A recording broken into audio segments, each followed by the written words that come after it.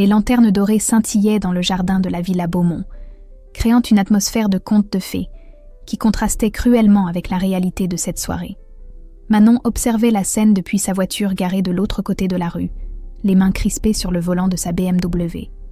À travers les grilles en fer forgé, elle voyait sa belle-mère Diane rayonner au centre d'un cercle d'invités, un verre de champagne à la main et un sourire triomphal aux lèvres. « Thomas est enfin libéré !»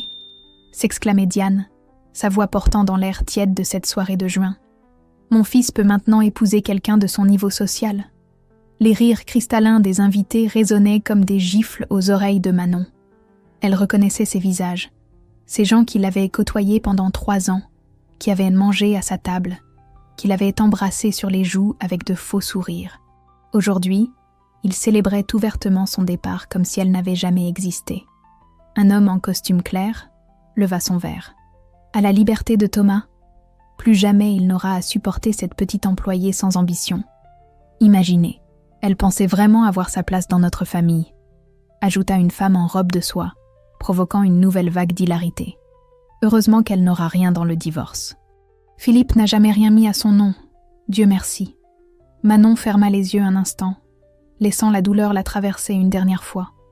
3 années de mariage, 3 années à être traitée comme une intruse dans sa propre famille, 3 années d'humiliation quotidienne qu'elle avait endurée par amour pour Thomas. Mais Thomas était là, près de la piscine, riant avec ses amis, visiblement soulagé d'être débarrassé d'elle. Elle rouvrit les yeux et son regard tomba sur son sac posé sur le siège passager. À l'intérieur, soigneusement pliés, se trouvaient les documents qui changeraient tout. Les actes de propriété, les certificats d'action, les testaments. Tout ce qui prouvait qu'elle était, depuis la mort de Philippe Beaumont il y a 1 an, la propriétaire majoritaire de l'empire hôtelier qui faisait vivre chacune de ces personnes. Un sourire glacial étira ses lèvres. Il célébrait dans sa villa, buvait son champagne, dansait sur ses stères. Demain matin, quand les avocats se présenteraient à leur porte, ils découvriraient que la petite employée sans ambition contrôlait leur destin depuis 12 mois. Son téléphone vibra. Un message de son avocat. « Madame Beaumont, tout est prêt pour demain. Les convocations seront distribuées à 9h précises. » Manon démarra le moteur, jetant un dernier regard vers la fête.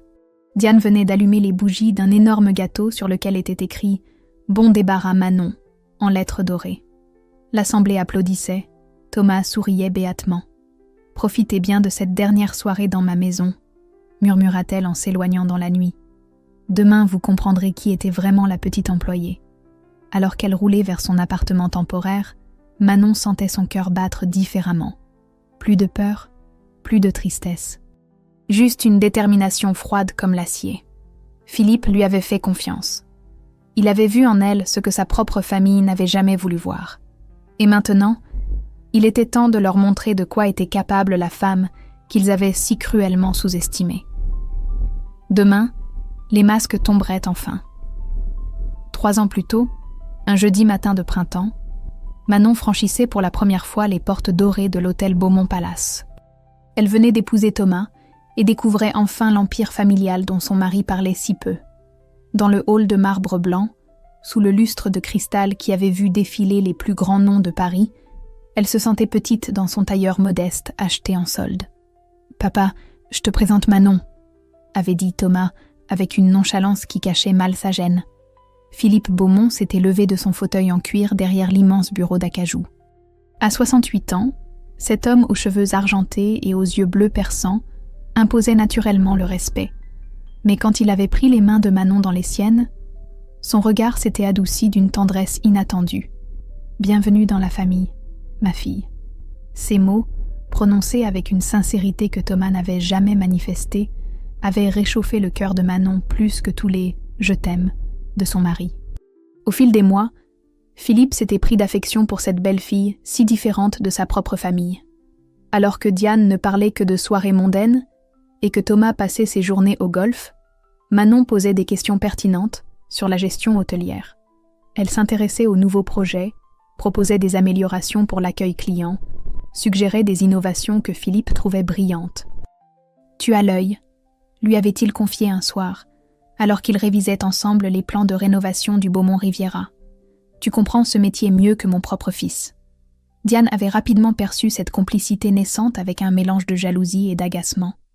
Lors des dîners familiaux, elle multipliait les remarques acerbes sur les origines modestes de Manon, sur son manque de savoir-vivre, sur son inadéquation avec leur monde. Thomas, lâche comme toujours, ne prenait jamais la défense de sa femme, préférant éviter les conflits avec sa mère dominatrice. « Philippe, tu accordes trop d'importance aux opinions de cette petite », avait lancé Diane un dimanche après que Manon eut suggéré d'installer un spa dans l'hôtel de Nice. « Elle ne connaît rien à notre clientèle. » Mais Philippe avait continué à valoriser les idées de Manon. Il lui confiait de plus en plus de dossiers, l'emmenait visiter les propriétés, lui enseignait les subtilités du luxe à la française. Pour la première fois de sa vie, Manon se sentait vraiment utile, vraiment appréciée pour son intelligence, plutôt que tolérée par charité. Un matin de novembre, Philippe avait fait une crise cardiaque mineure. Pendant sa convalescence, il avait demandé à Manon de l'accompagner chez son notaire. Dans l'étude feutrée de Maître Dubois, avenue Montaigne, il avait pris une décision qui bouleverserait tout. « Manon, j'ai 69 ans et le cœur fragile. Je veux m'assurer que mon œuvre ne mourra pas avec moi. » Il avait sorti des documents de sa mallette en cuir. « Ma famille ne comprend pas la valeur de ce que j'ai construit. Diane voit les hôtels comme des distributeurs d'argent, Thomas comme des terrains de jeu. Toi, tu vois ce qu'il pourrait devenir. » Manon avait protesté, gênée par l'ampleur de ce qu'il proposait. Mais Philippe avait insisté avec la détermination d'un homme qui sait ses jours comptés. « 60% de mes parts, Manon. À toi, via une fondation que tu contrôleras secrètement. Ils ne le sauront qu'après ma mort, quand il sera trop tard pour contester. » 6 mois plus tard, Philippe s'éteignait paisiblement dans son sommeil, emportant avec lui le secret qui ferait de Manon la femme la plus puissante de l'hôtellerie française. Le jour de l'enterrement, alors que Diane pleurait son veuvage et que Thomas calculait déjà son héritage, Manon avait serré dans sa main la clé que Philippe lui avait discrètement glissée quelques jours avant sa mort. La clé du coffre contenant tous les documents qui prouveraient bientôt qu'elle était devenue, sans que personne ne s'en doute, la vraie maîtresse de l'Empire Beaumont. « Tu es la fille que j'aurais aimé avoir », lui avait-il murmuré lors de leur dernière conversation. « Promets-moi de protéger ce que nous avons construit ensemble. » Aujourd'hui, alors que Diane célébrait sa liberté retrouvée, Manon s'apprêtait à tenir cette promesse. Demain, ils découvriraient tous que Philippe avait eu une dernière carte à jouer et qu'il l'avait mise entre les mains de la seule personne en qui il avait vraiment confiance. Le lendemain de l'enterrement de Philippe, l'étude de Maître Dubois ressemblait à un champ de bataille. Diane, vêtue d'un tailleur Chanel noir, occupait le fauteuil principal avec l'assurance d'une reine sur son trône. Thomas, nerveux, tripotait ses boutons de manchette en or. Manon s'était installée discrètement au fond, comme toujours reléguée au second plan. Maître Dubois avait ouvert le testament d'une voix solennelle. Les premières dispositions concernaient des legs mineurs, le personnel, les œuvres de charité, quelques amis proches. Puis était venu le moment crucial de la succession principale. À ma femme Diane et à mon fils Thomas, je lègue conjointement 40% des parts de l'Empire Beaumont. Diane avait froncé les sourcils. 40% seulement ? Elle, qui s'attendait à tout hériter, s'était redressée sur son siège, l'inquiétude perçant dans sa voix. Et les 60% restants, maître ? Le notaire avait ajusté ses lunettes avec un petit sourire mystérieux. Les 60% restants sont légués à la Fondation Philippe Beaumont, dont l'identité du bénéficiaire effectif sera révélée en temps voulu selon les dispositions testamentaires. Le silence qui avait suivi cette annonce était plus lourd qu'un orage d'été. Thomas était devenu livide, comprenant soudain qu'il ne dirigerait jamais l'empire familial. Diane, elle, était entrée dans une colère froide qui promettait des batailles juridiques sans merci. « C'est inadmissible. Philippe n'était pas dans son état normal. Nous contesterons ce testament. » Mais Maître Dubois avait secoué la tête avec le calme de celui qui avait prévu cette réaction. « Madame Beaumont, votre mari était parfaitement lucide. Tous les examens médicaux et psychiatriques l'attestent.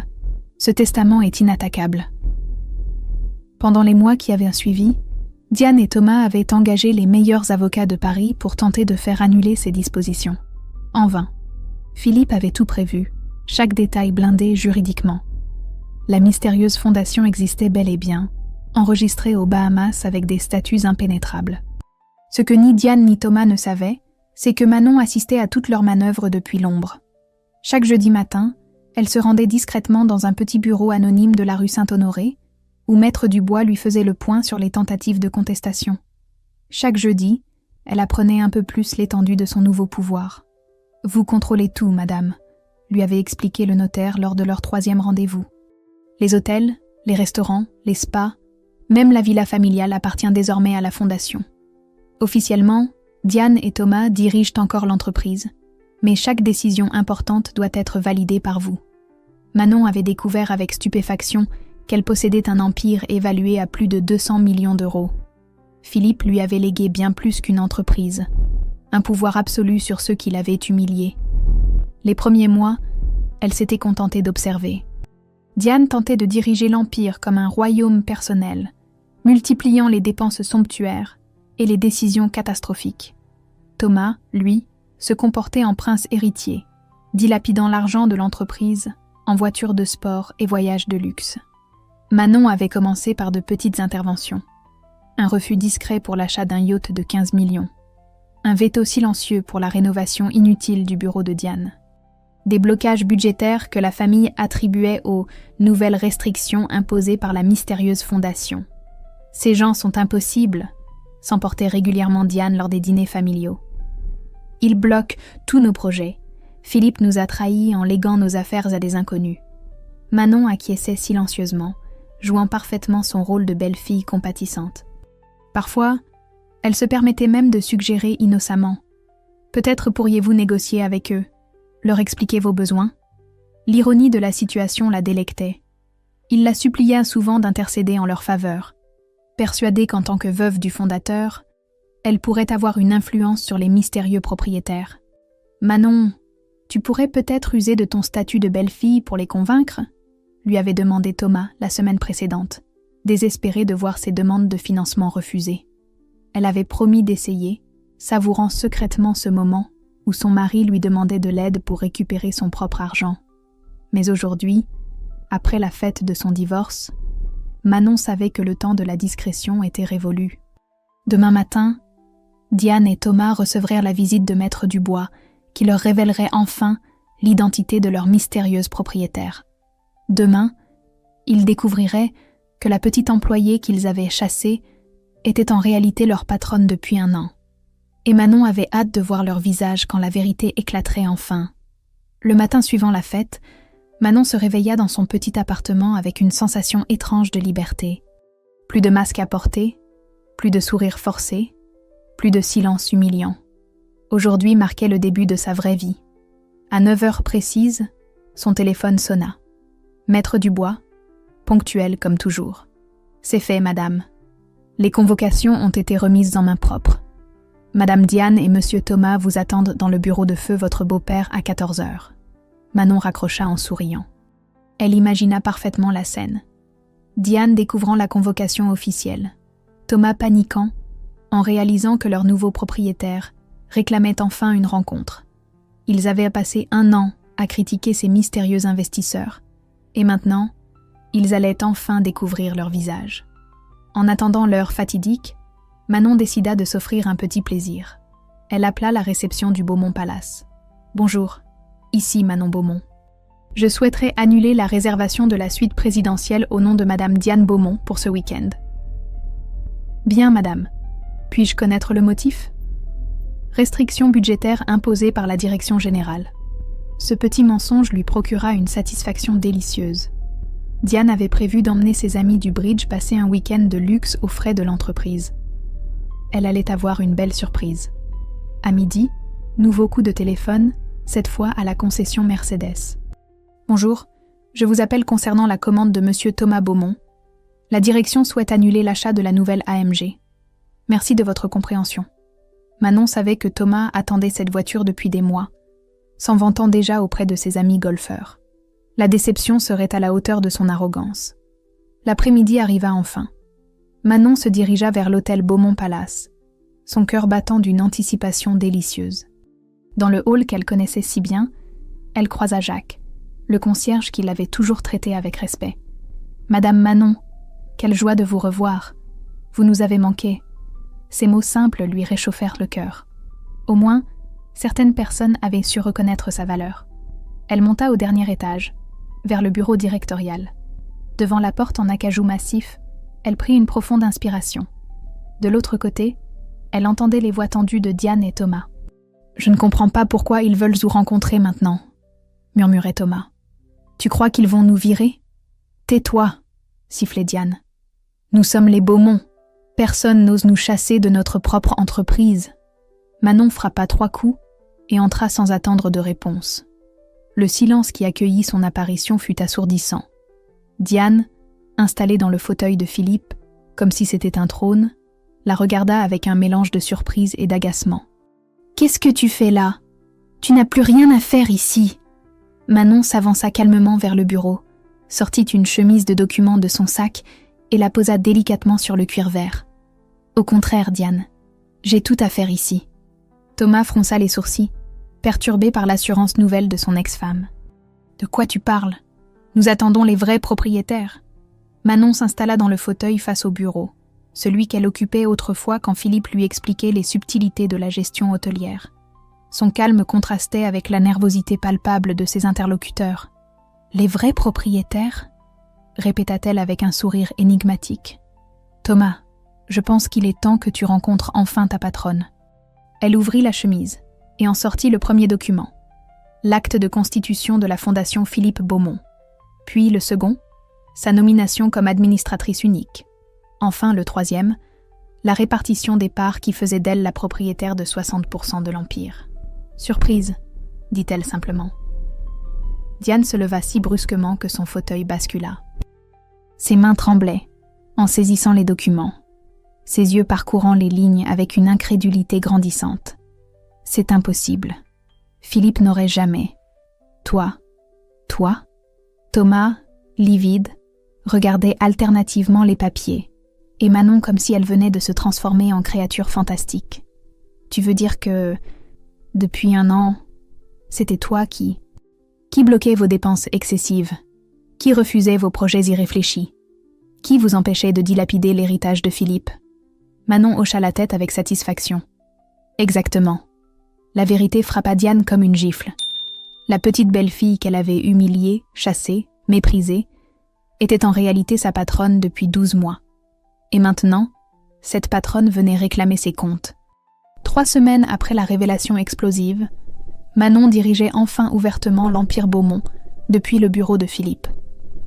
Les murs lambrissés qui avaient autrefois intimidé la jeune épouse téméraire étaient maintenant témoins de sa transformation en femme d'affaires respectée. Ce matin-là, elle étudiait les plans de rénovation du Beaumont-Cannes quand sa secrétaire frappa à la porte. « Madame, Monsieur Alexandre Moreau de cabinet Moreau Architecture vous attend. » Manon leva les yeux de ses dossiers. Elle avait entendu parler de cette agence prestigieuse, spécialisée dans la rénovation d'hôtels de luxe. L'homme qui entra était différent de ce qu'elle attendait. La quarantaine élégante, des yeux verts intelligents et une simplicité naturelle qui tranchait avec l'arrogance habituelle des architectes parisiens. « Madame Beaumont, » dit-il en lui serrant la main avec une poignée ferme. « J'ai beaucoup entendu parler de votre vision moderne de l'hôtellerie. Vos innovations au palace font déjà école. » Cette reconnaissance professionnelle toucha Manon plus qu'elle ne l'aurait cru. Depuis des semaines, elle ne croisait que des regards méfiants ou intéressés, jamais d'admiration sincère pour son travail. Ils passèrent l'après-midi à discuter des projets de modernisation. Alexandre proposait des solutions audacieuses mais respectueuses du patrimoine, exactement l'équilibre que cherchait Manon. Leur collaboration se développa naturellement au fil des semaines suivantes. Un soir de juin, alors qu'il finalisait les plans du spa du Beaumont-Nice, Alexandre leva les yeux de ses dessins. « Puis-je vous poser une question indiscrète ? Comment une femme si jeune a-t-elle acquis une telle maîtrise de ce métier ?» Manon hésita, puis décida de dire la vérité. Elle lui raconta Philippe, son affection paternelle, les leçons prodiguées avec patience, le testament qui avait bouleversé sa vie. « Il a vu en moi ce que sa propre famille refusait de voir », conclut-elle avec émotion. Alexandre l'écoutait avec une attention rare, sans jugement ni calcul, juste une empathie sincère qui réchauffa le cœur de Manon. « Vous avez de la chance d'avoir eu un mentor pareil. et lui a eu de la chance de vous trouver. Cette conversation marqua un tournant dans leur relation. Alexandre devint son confident, celui avec qui elle pouvait parler sans masque. Il l'aidait à prendre les bonnes décisions, la rassurait dans les moments de doute, célébrait ses victoires sans arrière-pensée. Un soir d'orage, alors qu'il travaillait tard dans le bureau, l'électricité tomba. Dans la lueur vacillante des bougies d'urgence, Alexandre prit doucement la main de Manon. « Je ne voudrais pas briser notre collaboration, mais je dois vous dire quelque chose. » Le cœur de Manon s'accéléra. Dans ses yeux verts, elle lisait une tendresse qu'elle n'avait jamais vue chez Thomas. « Je suis tombé amoureux de votre intelligence, de votre courage, de la façon dont vous transformez chaque défi en opportunité. » Pour la première fois depuis des années, Manon se sentit vraiment désirée pour qui elle était, pas pour ce qu'elle possédait. Leur premier baiser eut lieu dans ce bureau chargé d'histoire, sous le regard bienveillant du portrait de Philippe. Manon comprit enfin ce qu'était l'amour véritable. Non pas la passion aveugle qu'elle avait cru vivre avec Thomas, mais cette complicité profonde qui unit deux âmes. Leur bonheur naissant fut brutalement interrompu une semaine plus tard. Thomas fit irruption dans le bureau sans prévenir, le visage déformé par une rage que Manon ne lui avait jamais connue. « Alors comme ça, tu as déjà trouvé un remplaçant ?» Alexandre se leva calmement, mais Thomas était déjà lancé dans une tirade venimeuse. « Tu crois que je vais laisser ma femme se pavaner avec le premier arrivé ? Tu me dois le respect. » « Ex-femme », corrigea Manon froidement. « Et je ne te dois plus rien, Thomas. » Mais Thomas avait perdu toute mesure. La découverte du pouvoir réel de Manon, ajoutée à la jalousie de la voir heureuse avec un autre homme, avait fait exploser ses dernières digues. « Tu vas le regretter. Je vais détruire la carrière de ton gigolo.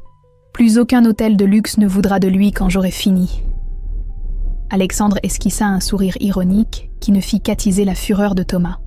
« Monsieur Beaumont, je crains que vous ne survaluiez votre influence dans le milieu. » Ces mots, prononcés avec un calme olympien, firent comprendre à Thomas l'ampleur de son erreur.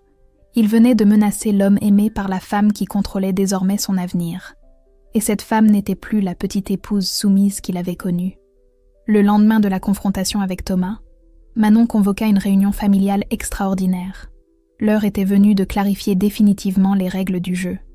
Dans le bureau de Philippe, elle avait disposé tous les documents légaux sur la table d'acajou, créant une mise en scène théâtrale qui ne devait rien au hasard.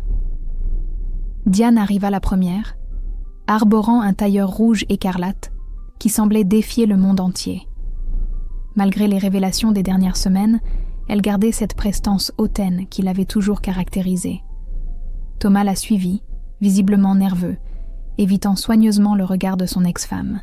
« Puisque nous devons cohabiter professionnellement, » commença Manon en s'installant dans le fauteuil directorial, « il me semble nécessaire d'établir certaines règles. » Diane se redressa, retrouvant instantanément son attitude combative. « Des règles ? Tu oublies que nous sommes chez nous ici. Philippe était mon mari, Thomas est son fils. » Le sourire de Manon se fit plus froid qu'un matin d'hiver. « Justement, parlons de Philippe. » Elle ouvrit la première chemise et en sortit un document que ni Diane ni Thomas n'avaient jamais vu. Une lettre manuscrite de Philippe, datée de quelques jours avant sa mort. « Philippe m'a écrit ceci avant de mourir. Voulez-vous que je vous lise ses dernières volontés concernant sa famille ?» Sans attendre de réponse, Manon commença sa lecture d'une voix claire qui résonna dans le silence tendu. « Ma chère Manon, si tu lis cette lettre, c'est que le moment est venu de révéler mes dernières volontés.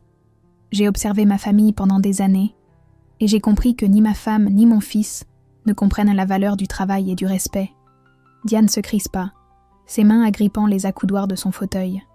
Diane a toujours vu mon entreprise comme un distributeur automatique d'argent, Thomas comme un terrain de jeu pour ses caprices. Toi, tu as vu ce qu'elle pourrait devenir avec de l'amour et de l'intelligence. Thomas tenta d'interrompre, mais Manon continua impitoyablement. C'est pourquoi je te lègue la majorité de mes parts. Non pas par caprice, mais parce que tu es la seule à mériter cet héritage. Tu es la fille que j'aurais aimé avoir. Celle qui comprend que diriger une entreprise, c'est servir, pas se servir.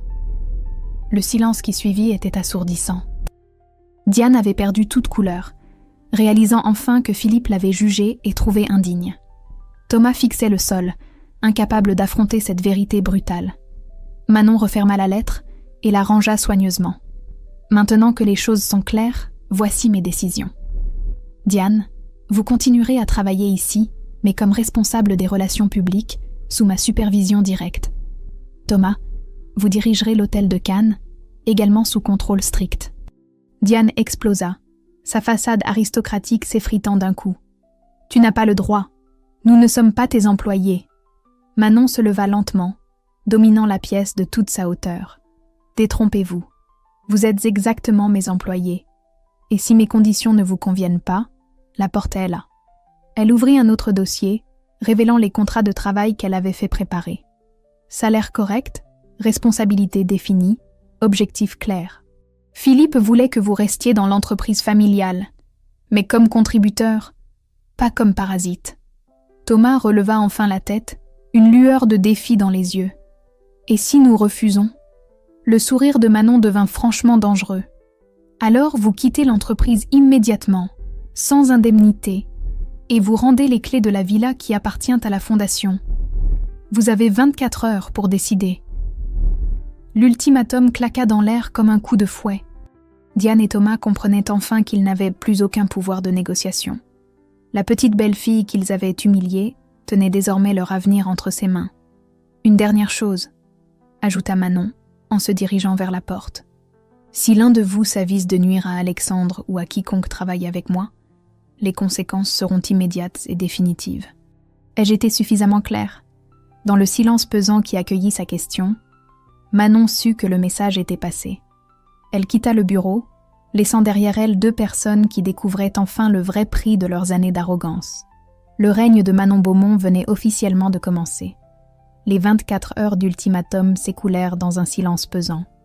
Manon passa cette journée dans son bureau, observant par la baie vitrée les allées et venues du personnel de l'hôtel. Chaque employé qu'elle croisait la saluait maintenant, avec un respect mélangé de curiosité. L'histoire de la belle-fille devenue patronne avait fait le tour de tous les établissements Beaumont. Alexandre était venu la rejoindre en fin d'après-midi, apportant avec lui cette sérénité dont elle avait tant besoin. « Tu as des regrets ?» lui demanda-t-il, en s'installant dans le fauteuil en face du bureau. Manon réfléchit longuement avant de répondre. Le pouvoir qu'elle exerçait maintenant était grisant, mais il avait un goût d'amertume qu'elle n'avait pas anticipé. « Je me demande parfois ce que Philippe aurait pensé de tout cela. Il aurait été fier de toi. Tu fais exactement ce qu'il espérait. Protéger son œuvre tout en donnant une chance à sa famille de se racheter. » Le lendemain matin, à 9h précises, Diane et Thomas se présentèrent dans le bureau. Leurs visages tirés trahissaient une nuit blanche passée à mesurer l'ampleur de leur situation. Diane avait troqué ses tailleurs haute couture contre une tenue plus sobre, première concession visible à sa nouvelle condition. « Nous acceptons », annonça-t-elle d'une voix blanche, chaque mot semblant lui coûter un effort surhumain. Thomas se contenta d'acquiescer, le regard fuyant, incapable de soutenir les yeux de celle qui avait été sa femme et était devenue sa patronne. Manon ouvrit les contrats de travail qu'elle avait fait préparer. Des documents en règle, avec des salaires décents, mais sans les privilèges exorbitants dont ils avaient abusé pendant des années. « Diane, votre premier objectif sera d'organiser la soirée de lancement de notre nouveau spa à Nice. Budget de 50 000 €, pas un centime de plus. Thomas, vous commencerez lundi prochain à Cannes. L'hôtel a perdu 15% de sa clientèle cette année. Je veux un plan de redressement dans 15 jours. En signant ces contrats, Diane et Thomas abdiquaient officiellement leur statut d'héritier pour devenir de simples employés. L'ironie de la situation n'échappait à personne.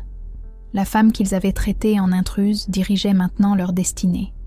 Les semaines qui suivirent révélèrent des aspects inattendus de cette nouvelle configuration. Diane, privée de ses caprices financiers, découvrait qu'elle avait réellement du talent pour l'organisation d'événements.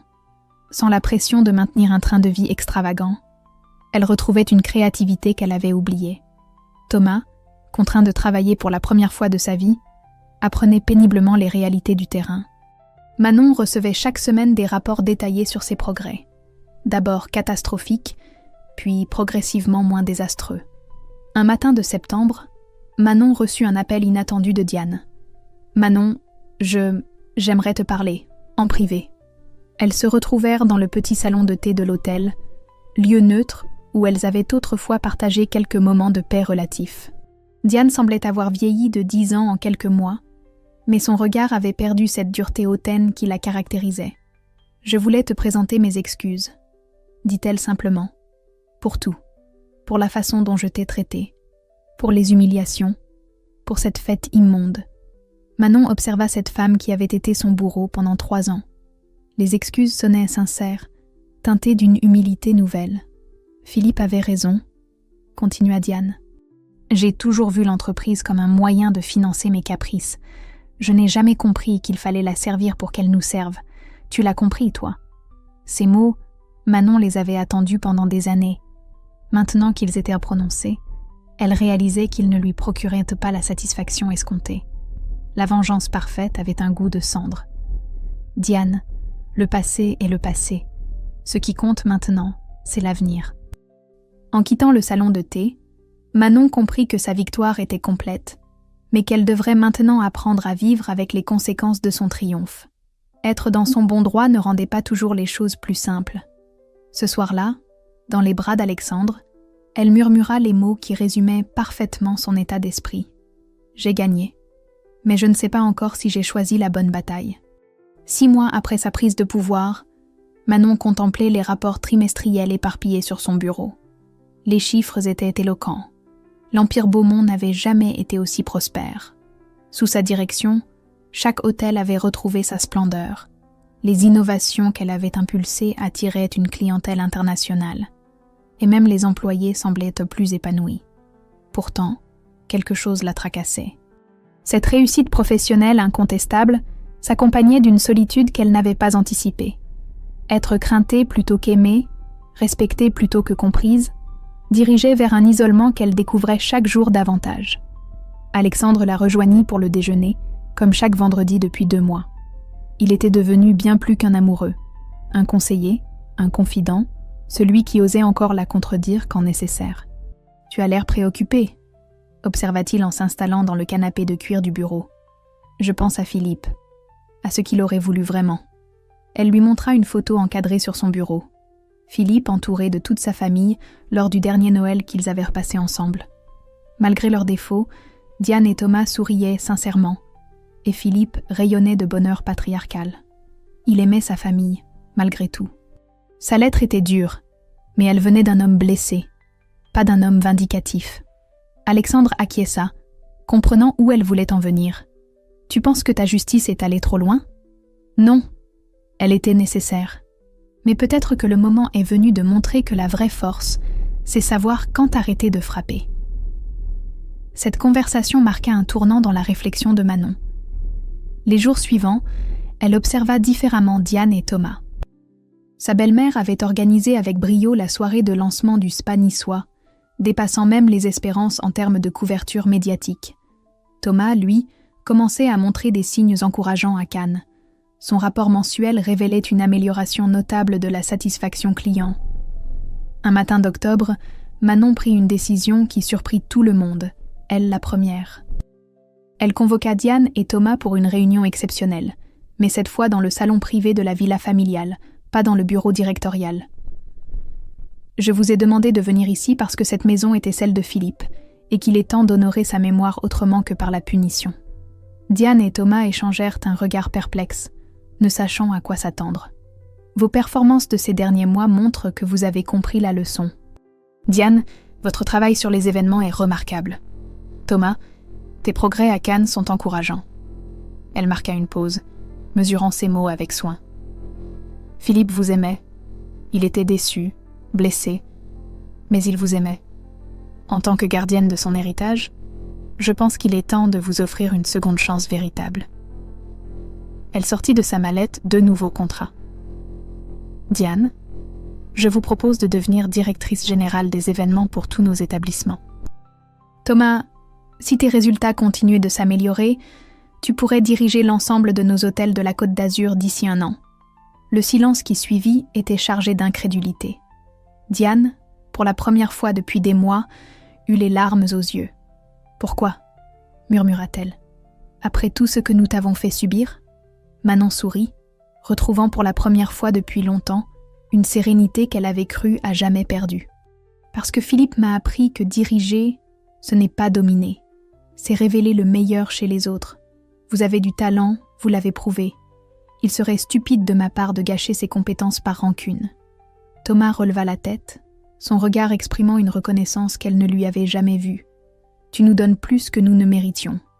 Non, je vous donne ce que Philippe aurait voulu que vous ayez. Une chance de le rendre fier, même après sa mort. En signant ces nouveaux contrats, quelque chose se libéra dans l'atmosphère familiale. Pour la première fois depuis des années, ils se trouvaient réunis non pas par l'obligation ou la contrainte, mais par un projet commun et une reconnaissance mutuelle. Ce soir-là, Alexandre trouva Manon sur la terrasse de son appartement, contemplant les lumières de Paris. « Tu es en paix ?» lui demanda-t-il en la prenant dans ses bras. « Oui. Pour la première fois depuis la mort de Philippe, j'ai l'impression d'avoir fait ce qu'il fallait. Pas ce qui me faisait plaisir, ce qu'il fallait. » Dans l'étreinte d'Alexandre, Manon comprit qu'elle venait de remporter sa plus belle victoire. Non pas la soumission de ses ennemis, mais leur transformation en alliés. 2 ans plus tard, un samedi de juin radieux, la Villa Beaumont résonnait d'une toute autre ambiance que celle de la tristement célèbre fête de divorce. Cette fois, les rires étaient sincères, les sourires authentiques, et la joie qui flottait dans l'air n'avait rien de forcé. Manon se tenait sur la terrasse principale, resplendissante dans sa robe de mariée en soie ivoire, contemplant les invités qui évoluaient dans le jardin. 300 personnes étaient venues célébrer son union avec Alexandre, dirigeants d'hôtels, architectes renommés, employés fidèles et même quelques anciens adversaires devenus respectueux collègues. À ses côtés, Alexandre ajustait sa cravate avec cette élégance naturelle qui l'avait séduite dès leur première rencontre. Dans quelques minutes, ils échangeraient leurs vœux dans ce même jardin où, il y a 2 ans, on célébrait sa chute présumée. « Madame la Présidente, tout est prêt », annonça Diane en s'approchant, radieuse dans son tailleur rose poudré. Le titre n'était pas usurpé. Manon dirigeait désormais ouvertement l'Empire Beaumont, qui était devenu sous sa direction la première chaîne hôtelière indépendante de France. Mais surtout, elle avait transformé ses anciens bourreaux en alliés précieux. Diane s'était révélée être une organisatrice d'événements exceptionnels. Son réseau mondain, autrefois source de frivolité, était devenu un atout commercial majeur. Elle dirigeait maintenant toute la communication de l'entreprise avec un professionnalisme que même Manon n'avait pas anticipé. Thomas apparut au bout de l'allée, escortant dignement la mère d'Alexandre vers ses places d'honneur. Lui aussi avait trouvé sa voie. Après avoir redressé l'hôtel de Cannes, il dirigeait maintenant avec succès l'ensemble de la division Côte d'Azur. Le travail lui avait donné cette confiance en soi que l'oisiveté lui avait toujours refusée. Papa Philippe aurait été si fier, murmura Diane en regardant l'assemblée. Ces mots touchèrent Manon au cœur. Au centre du jardin, sous une arche de roses blanches, trônait un portrait de Philippe souriant. Manon avait tenu à sa présence symbolique lors de cette journée qui marquait l'accomplissement de tous ses rêves. La cérémonie fut d'une beauté simple et émouvante. Quand Alexandre glissa l'alliance à son doigt, Manon sentit que sa transformation était enfin complète. Elle n'était plus la femme blessée qui planifiait sa vengeance dans une voiture sombre. Elle était devenue celle qu'elle avait toujours rêvé d'être, respectée, aimée, épanouie. Le moment le plus touchant arriva lors des discours. Thomas se leva, visiblement ému, et prit la parole d'une voix tremblante d'émotion. « Manon, tu aurais eu tous les droits de nous détruire. Au lieu de ça, tu nous as appris à nous dépasser. Tu as honoré la mémoire de mon père mieux que nous n'avons jamais su le faire. » L'assemblée applaudit chaleureusement, mais Manon n'avait d'yeux que pour le portrait de Philippe. Elle aurait juré voir son sourire s'élargir dans le cadre doré. La soirée se prolongea tard dans la nuit. Manon dansait avec Alexandre sous les guirlandes lumineuses, quand une surprise l'attendait encore. Diane s'approcha, tenant dans ses mains un petit coffret de velours bleu. « Philippe m'avait demandé de te remettre ceci le jour de ton mariage. Il savait que ce jour viendrait, d'une façon ou d'une autre. » À l'intérieur du coffret, reposait un collier de perles anciennes, accompagné d'une dernière lettre de Philippe. Manon la lut avec des larmes de bonheur aux yeux. « Ma chère fille, si tu portes ce collier aujourd'hui, c'est que tu as trouvé le bonheur que tu mérites. Je savais que ton cœur était trop grand pour se contenter de la vengeance. Tu as transformé ma famille comme tu as transformé mon entreprise, avec amour, patience et intelligence. Alors qu'Alexandre attachait délicatement le collier autour de son cou, Manon réalisa l'ampleur du chemin parcouru. De cette soirée d'humiliation était née une femme plus forte, plus sage, plus accomplie. Le lendemain matin, dans leur suite de la villa transformée en nid d'amour, Manon contemplait les jardins baignés de soleil. Alexandre dormait paisiblement à ses côtés, et dans quelques heures, ils partiraient pour leur lune de miel en Toscane. Sur la table de chevet, une dernière surprise l'attendait. Le faire-part de naissance de leur futur établissement, l'école Philippe Beaumont, destinée à former les futurs dirigeants de l'hôtellerie française. Manon sourit en pensant à cette petite employée sans ambition qu'ils avaient cru chasser 2 ans plus tôt. Cette femme-là n'existait plus. À sa place se tenait Manon Beaumont-Moreau, femme d'affaires respectée, épouse comblée et héritière digne de l'homme qui avait cru en elle. Sa plus belle vengeance avait finalement été de leur prouver qu'ils s'étaient trompés sur toute la ligne, et que l'amour, au final, triomphe toujours sur la haine.